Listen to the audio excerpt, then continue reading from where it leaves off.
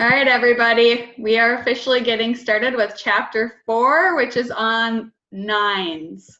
They are the peacemakers. I know several of them in my life. I know several of them on this call. I work with a big 9. Jackie knows her. Her name is Denise. She is a 9 all the way. I've definitely got a lot of 9s on my team, and I think a lot of people love 9s for good reason. If anybody knows Amy Joy Eastway, her husband Xavier is a major 9. So I read this chapter and it was kind of neat just to think of all the people in my life that I know are primarily 9.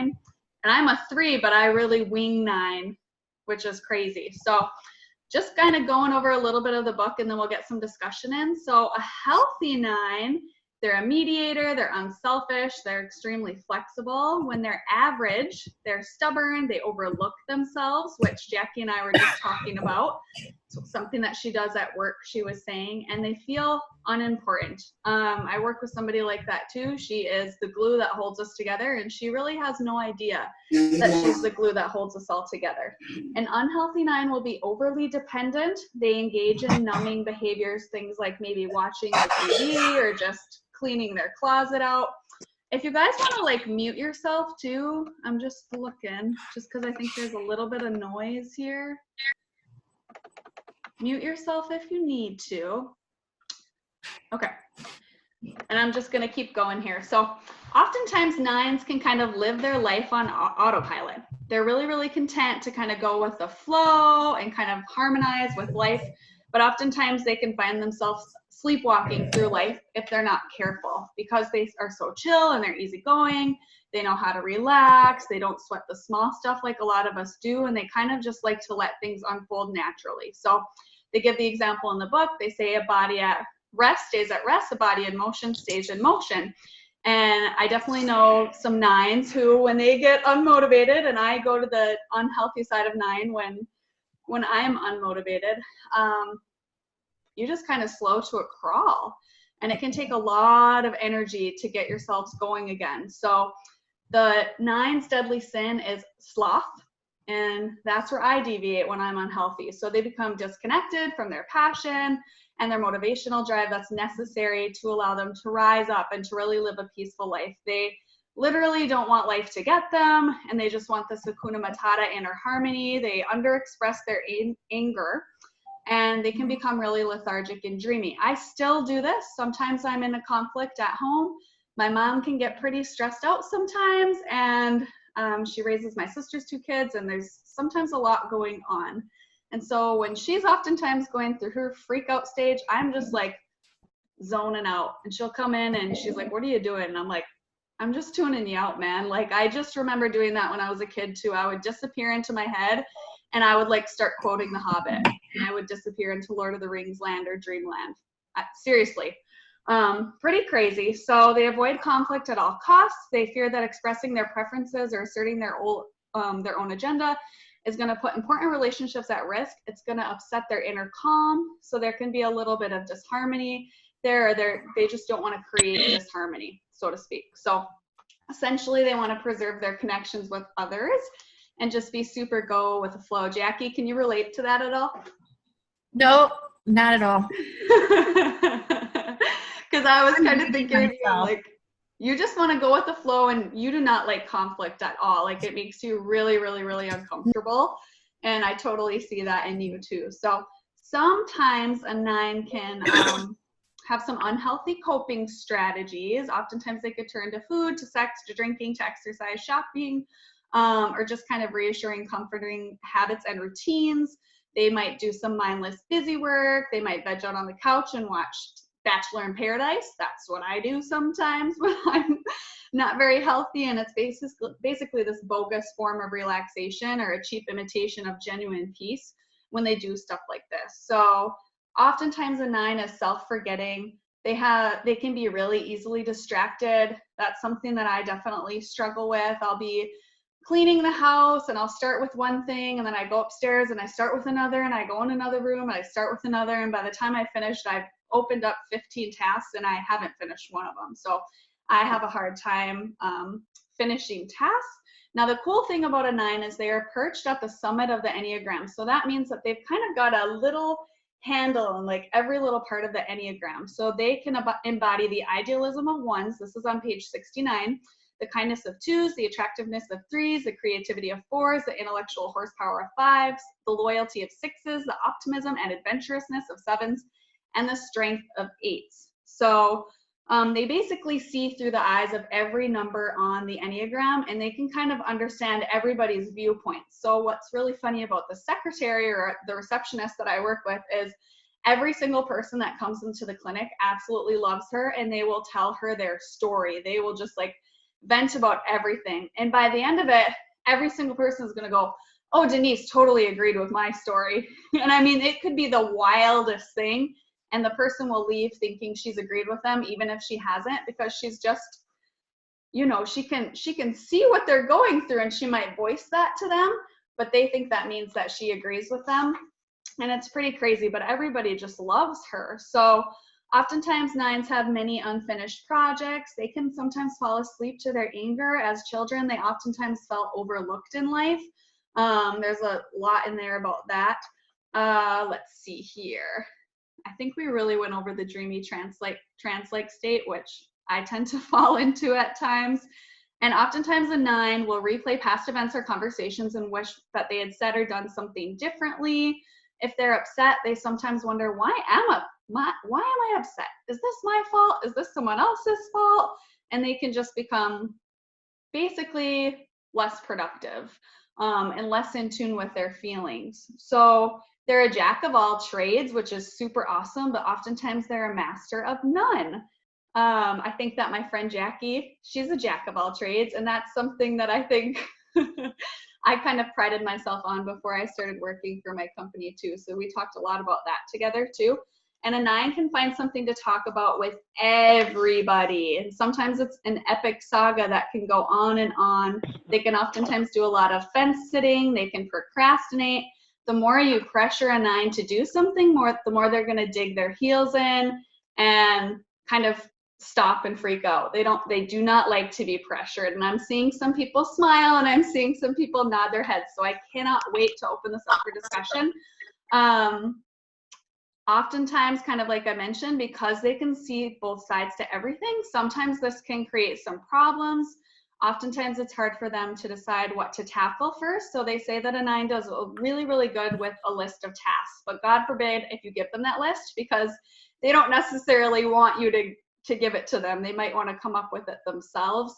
But it is good to suggest a list for some nines because they need to stay on task. So even they are in the anger triad, and even though they don't express their anger, they oftentimes have unresolved anger because they felt so overlooked in life, and they really don't want their inner calm to be upset at all. So oftentimes they're going to indirectly express their anger through things like self-avoidance, through things like procrastination and that sort of thing. And that's why they focus on so many inessential tasks before essential ones. I procrastinate so bad when I'm in an unhealthy state, so I can totally get this as a 3 that goes to a 9 when I'm unhealthy. So let's see. I think we covered the children part. In relationships, a lot of times denial is a big defense mechanism for them. Oftentimes, a fractional increase in your partner's tone can leave them thinking the partner is yelling, even though they're not, because it makes them really uncomfortable. And oftentimes, even if there's a lot of disharmony going on in their lives, they might kind of ignore it, even if their ship is sinking, because they do not like turmoil. They do not like inner struggles. They are great workers. They're great colleagues. People absolutely love nines, but just don't pressure them or try to control them because they don't like that. They might not tell you they don't like it. They might keep it to themselves or maybe vent that to a friend, but they do not like it. Oftentimes they're too accommodating. They sell themselves short. People, they feel like they're maybe undervalued a little bit, and they tend to gravitate more towards middle management. And that's why Jackie was saying she didn't want to present anything, I think, when her coworker was asking her about it, because she's like, well, what do I know? But she knows so much, and she's so wise and so amazing, but she can sell herself a little bit short. So a really, really healthy 9 will know how to rest in God's love, and they'll share themselves really generously, more generously than the rest of us. And oftentimes, even though they don't express their anger, they are angry. They're angry because they've made a lot of sacrifices to keep the peace, to hold relationships together. But oftentimes they do not stand up for themselves because they do not want to create this epic conflict or saga. You know, I'd probably be good for a 9 to stand up for themselves and to express their needs, but they think it's going to blow up into a much bigger thing than maybe it is. So a really healing message to a 9 is we see you, your life matters, we need you, God loves you, and they have all kinds of tips at the end for how to transform a 9's life. But let's open this up for discussion. That was like exactly 15 minutes. I want to hear from some 9s. Oh, you got a cupcake over there. Go get the cupcake. Somebody has to talk. Somebody says so. Debbie's saying I'll so start good. I see a lot of this stuff going on in the chat. I want to hear from Lauren. And because like I was reading this chapter, I'm like, oh my gosh, like I feel like this is Lauren, maybe even Haley a little bit. So I'm really curious to hear, but it's interesting because as an 8, 7, and like an 8 goes to 5 when they're in an unhealthy state, but I almost feel like I go to like the poor qualities of a 9 when I'm unhealthy. Like today, like in order to process through like just my own like mental chaos, I organized my closet. I just like cleaned everything and did that to zone out and to basically just not feel anything. So it's just interesting that even like as a wing number, it could still maybe be like my unhealthy, I guess like where I go when I'm unhealthy. And as we're learning about Enneagram, I'm like, I don't know. It's just interesting how like your wings could also be where you go to when we're unhealthy.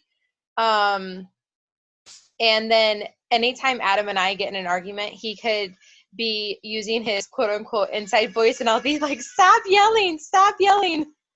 And so that's like that particular statement stood out to me and I'm like, oh my gosh. Adam even heard that. He was like, that's you. But I swear I'm not a 9. Well, I think, can you hear me, Taylor? Yeah.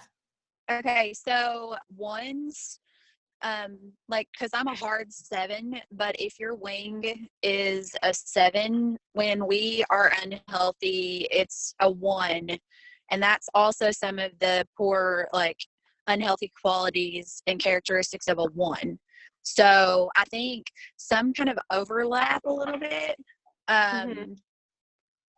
But it's kind of funny because they do, like, we kind of swing a little bit depending on moods and circumstances and everything. But if you look at like on the triangle for the 1s, you can do some of the healthy characteristics of a 1 and some of the unhealthy characteristics of a 5, I think, if you're a 7. But I don't know. It's crazy to me, like how some of these I have absolutely nothing with, like nothing in common with, but a lot of them I find a few things that I'm like, yep, I do that too. So. Well, I am 100% a 9. I was trying to decide if I was a 9 or a 2, and this is my second or third time listening to this chapter, and I was really trying to dig in and think, like, is this me? Or, you know, just trying to figure it out. And it is. There's a few reasons that I know why. Number 1, I definitely felt overlooked as a child because if any of you know my sister, which I think only a couple of you do, I know Taylor knows her very well. She has a huge personality. She's very outspoken. She tells her opinion, says it like it is. And I am just like, because of that, because of her being like that my whole life.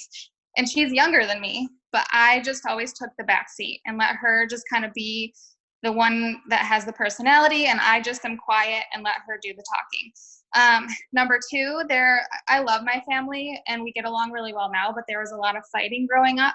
And every time there was a fight, whether I was in it or not, which I usually wasn't because I didn't like to cause conflict, the Peacemaker. So when there was conflict, I literally ran straight to my room and would close the door and just stay there until it was over. I just always wanted to avoid it, never wanted to be a part of it.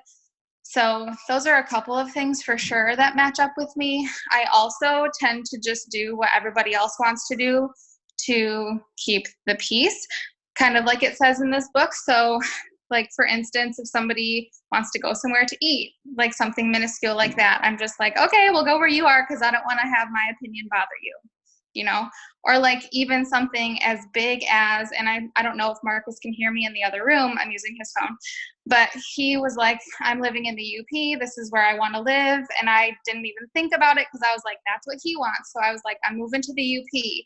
And I got there and then lived there 3 years. But the first year and a half, I knew that I had really gone against something that I had wanted to do, and it like killed me inside, and it caused this major depression because I didn't want to speak up for myself. I just kept it in, and I was just completely sad for a long time, which is part of the reason that we just moved back to Grand Rapids. But anyway, so from little things to like not wanting to tell people where I want to go to eat to really huge things like telling somebody where I cannot live.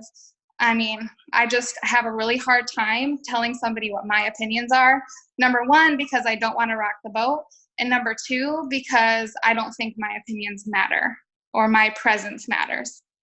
And then, sorry, I just keep talking, but this is me, like to a T. So I moved to the UP and really would have loved to feel like everybody cared that I was there. And it did not feel that way. And so that made me even more sad being up there because I just felt like I made this huge sacrifice and nobody acknowledged it. And maybe they did, but I'm very sensitive to that. So then it was, you know, it just like kept, it felt like I was breaking my heart every single day almost. So that was really hard. So it's a big deal that I stood up for myself and was like, I can't do this anymore. I can't live here anymore. And now here we are in Grand Rapids. So anyway, that's a big part of my story, but I'm definitely a 9 through and through. So Lauren, which way do you think so I wanted to talk really briefly because we have our wings. Our wings are totally separate from our security and stress places we go to. And I know a lot of us are still trying to really bring that in and wrap it in. So Taylor, you're an 8 and you could totally wing to the 9 and it would be like your sister comfort zone, which is totally different than where you go for security, whatever that is. I don't know which way the 9 or 8 goes for security, but so our wings are separate from our security and our stress places. And they are always, the wing is always right on one of the other sides, and your stresses and securities are your triangular connection. So having said that, Lauren, which way do you feel then that you are winged? Do you feel like you go to the 8, or do you feel like you're over here at the 1 in a moral standard compass? I don't know. I was trying to read through, I made like a list of each of the characteristics of the wings so that I could look at that a little more closely. I think more toward a 1, only because of these few things. I have a really strong sense of a right and wrong. And I'm like, that is something that I am okay with doing. I have like really strong morals in that way. Like, and I don't like to go beyond, I don't like to break the rules, if that makes sense. I also am passive aggressive. I'm not somebody necessarily. So if it's with like close family, I have no problem being pretty upfront about what I'm upset about or whatever. But with friends or with people I don't know very well, I'm pretty passive aggressive, I would say. Which I'm not proud of, but that's something that I am just aware that I'm like. I'm very, very introverted, like talking even to you guys on book clubs. My heart beats really fast, and I know you all pretty well now, but it's not my comfort zone to be in the spotlight at all. So I would say probably more like a 1. And that would be my guess for you. Yeah, I'm not powerful. I'm not really energized. I'm definitely not confident. And those are 8 qualities. So that's not really me.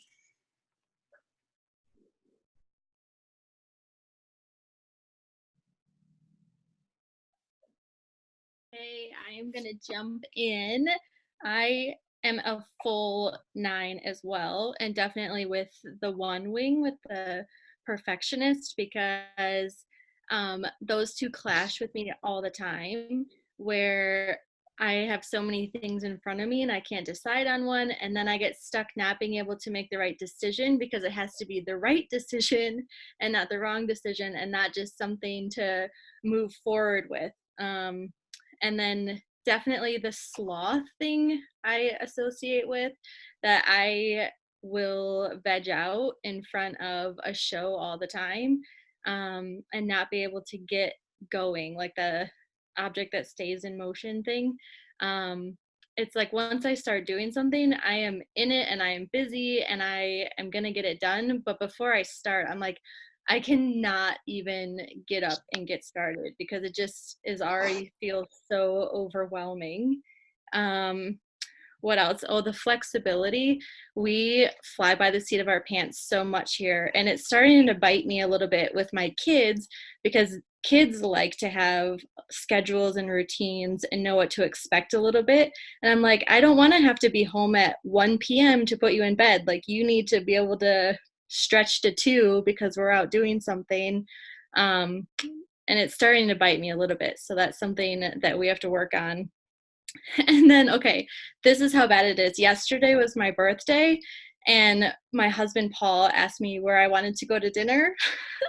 And I'm like, well, where do you want to go to dinner? Because, I don't want you to be unhappy at the place that we're going to eat at. So you just tell me where we should go. And I wouldn't even pick my own place. And he's like, seriously, it's your birthday. I don't care where we go. So it definitely is very prevalent in my life.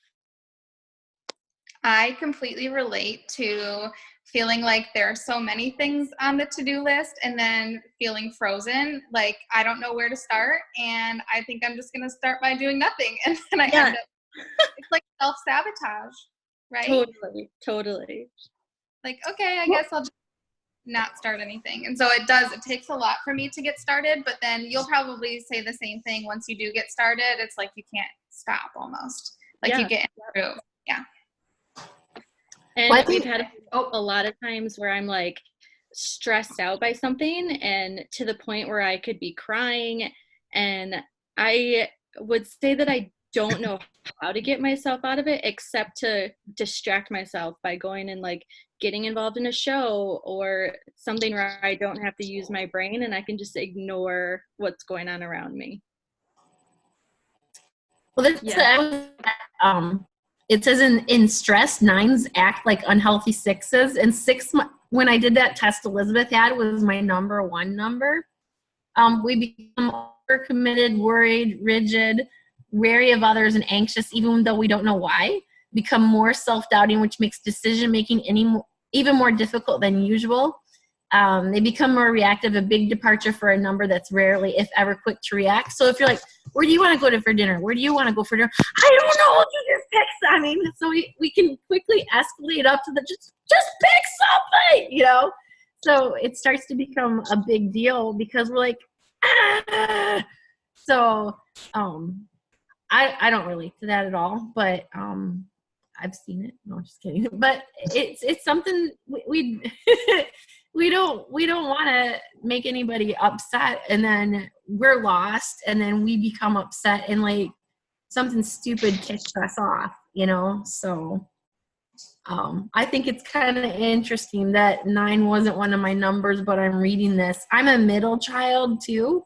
And that's always been that way. Like when my mom started getting sick with her dementia and everything, there was a lot of fighting in our family and a lot of peacemaking, and it always fell on me. And even now, all of the battles that come up at home or with this bank stuff or any of this stuff, my husband's like, well, you're so good at that. Why, and he's like, you do that. I'm like, sometimes I don't want to be good at that. So I think that's a struggle that we face, is having to always be that peacemaker because we don't know how to stop,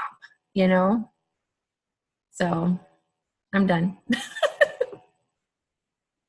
I used to do that with my parents all the time too, growing up, that they would be fighting about something. And I'm like, I can see your side and I can see your side. I don't understand why you guys can't get to the middle ground and figure it out. Exactly.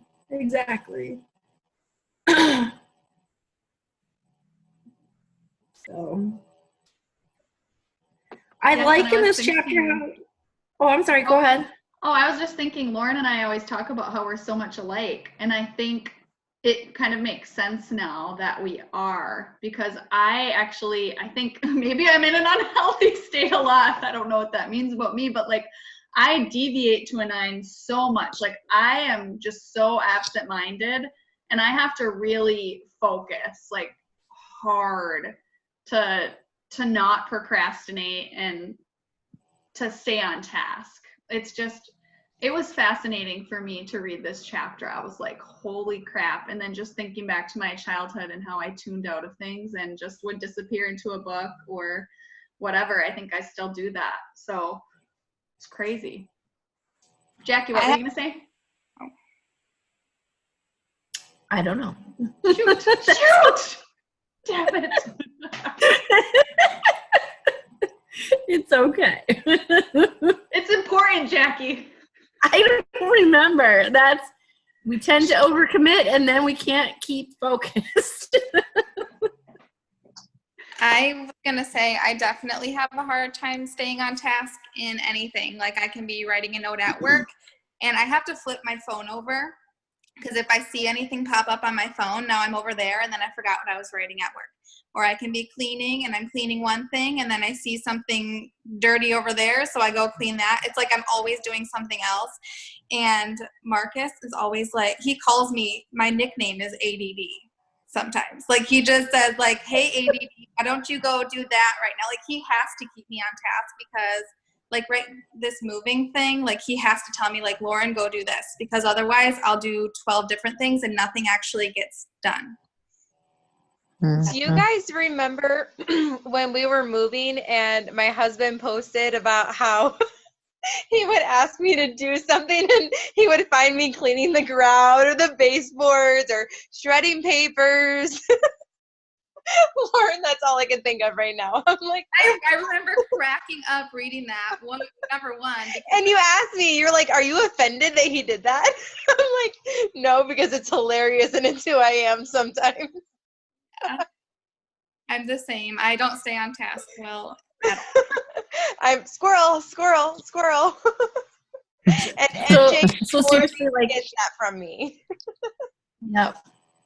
Like before we have to go on one of these things, like before we left for Vegas, I'm seriously in my closet and I'm reorganizing my whole closet because, I mean, I can tell you it'll get organized. Leaders Retreat is coming up, and instead of me being able to pick out what I can wear for these things, because I've got to wear what's right because we've got to have the right stuff, and I can't figure out what it is, but I can organize my closet and that'll make me feel better.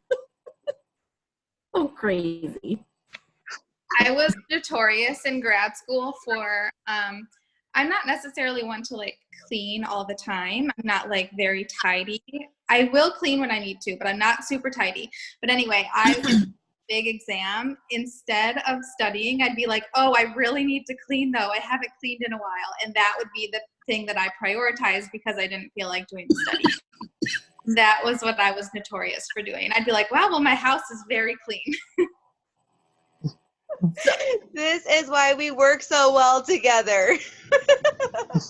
I'm seriously dying. Adam was listening to my chapter tonight in bits and pieces of the 9, and he was like laughing because he was like, yeah, this totally explains what your 11 p.m. cleaning rampage that you go on every single night. Like, what in the world? Oh my gosh. It's almost embarrassing learning about yourself, and you're like, wait a second. Are you sure you don't have I'm a 9 too. Taylor? What did you say? You sure you don't have a 9 wing? Too.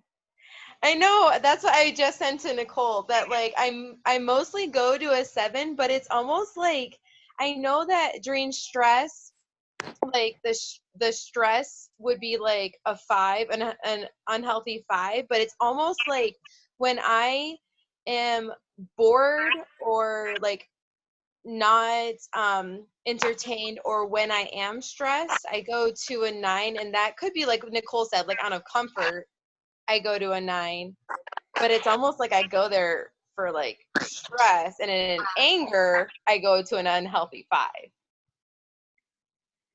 I don't know. I have cleaning ADD as well. Anyone who can join me on that. I will wash my counters down probably like 5 times in just the morning. Talking. I can't see. It was the other Taylor. Oh my gosh, we should just all do 11 p.m. Pacific Zoom call when we're all stress cleaning. Nicole can't handle it. Nicole, I unpacked boxes today, girl. You'll be proud. Good job. Good job. When I did We my need to test, go to I was, Rochelle's. sorry, who's talking? I'm sorry. When I did my test, I was a 1, a 6, and an 8, but I don't know. It probably depends on what mood you're in or something, because reading this 9, I was like, oh yeah, that's me. Totally me. So when you took the test, the 1 was your highest score, and then it gave you 6 and 8 as your secondary. So Yep. 1 is probably what you are, and then you probably wing 9 pretty comfortably. Okay. And then look at what 1 goes to for stress and security, and that'll probably make more sense to you with your other scores. Okay. Yeah, I haven't read the whole book yet, so I don't understand them very well, but I'm learning. Yeah. The diagram that's on page 25 is really good with the arrows. Like that's the one that'll help you understand the stress versus security. Okay. Yeah. Yeah, I think too fascinating. that a lot of times, you know, when I took the one test that Elizabeth did, the short one, I had 7, 6, and 9. So I had some 9 in there, but I think, you know, you guys are all sharing about the squirrel moments and all the things. And I swear, I think all of us are going to have that at some point, just because we're, first of all, human, but second of all, we're moms, we're women, we can multitask, we have our brains all over like spaghetti noodles, right? And like men, they say, are like inside of their waffle box, and they're only in one box, and they're just like, what are you thinking about? And they're like, nothing. And they're literally thinking about nothing because they're in their nothing box, you know, like women don't know what a nothing box is, you know? And so we like have all these things. And so depending on like what we're doing in our life, like I feel like I have so much 9 in me right now. Like I'm reading this chapter, I'm like, I'm a 9. Because my house is a wreck. There's so much stuff. I'm totally distracted. I just don't want to do anything. But that's just part of life right now. And I can't take my whole life and say, well, I'm a 9, you know, because of this one instance that I feel like I've been in a perpetual state of moving for like months, which is ridiculous. But it's just the way it is right now. And 7 kids, like, I mean, who in the world wants to move with 7 kids? I never want to move again. I'm going to die in this house, you know? Oh, I don't know what a nothing box is. I wish I could find me one, y'all. Like, seriously. I think that my husband has a lot of these 9 characteristics, like a lot of them. And I'm pretty sure I'm a 1 most of the time. And so it kind of makes sense a little bit, but he doesn't really wing 1 or 8. So I don't know. I still am figuring him out, but still figuring myself out. But I remember when I had like 2 kids and I would be cleaning and I am like, what is wrong with me? Why can't I just clean the house? Like I used to just clean the house. And then it's like you walk from room to room and it's like, oh, let me grab that. Oh, let me take this. Oh, let me do this. And then now I've touched every single room and done nothing, even though I've done something every place I've gone. And it's like so then I just really started, like, even a long time ago, way before Plexus, like I would set a timer and be like, I am cleaning the kitchen for 15 minutes and I'm not doing anything else other than this kitchen, and like throwing stuff in a corner if I had to put in another room or whatever. But I'm like, my kids ruined me, like all this stuff to do all of the time. But it's just really, really, really interesting because, like, I'm like, okay, well, this makes sense why I get along with certain people or just different things. And I think we all can be, like Rochelle said, we can all be anything. You know, we can all have tendencies of being super multitasking and all over the place. And as an 1, I will clean a closet because it's something I can control. So if there's like 100 things on my to-do list, but they all are a little bit overwhelming or something like that, then I will clean a closet because that gives me a sense of control. And I have that done, and I'm like, okay, look, I accomplished something. So now that I've accomplished this, now I can move on to the next thing and work on accomplishing something else. So even though I'm, you know, I'm not a 9, but I still can get distracted by some things and be like, okay, and it comes it's not necessarily from a place of distraction. It's more from a place of control. Like, okay, this is something I can control. So Elizabeth Hammond, you tuned in the chat, and I don't know if you feel like sharing, but you have a lot of insight on these Enneagrams, and I know that we would appreciate hearing from you if you so choose to jump in, because you're like, oh yeah, she's the one. Even typing more out in the chat, I think would be helpful, because Elizabeth's been studying Enneagrams for a while, so it's good to hear from her too.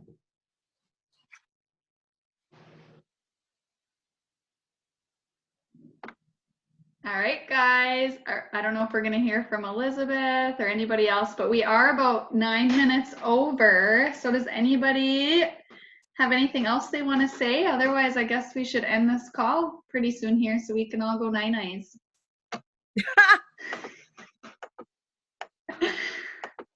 Anybody. Elizabeth, she says don't call me out. I know. Are you sure? Because we would love to hear from you.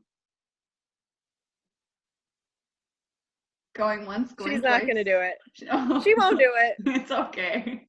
All right, guys. Well, this was like super fascinating, and I loved getting on here with you all and doing this and learning so much more about all of you. So this is really great. I'm going to end the recording now, and then I'll end the meeting. So everybody have a good night.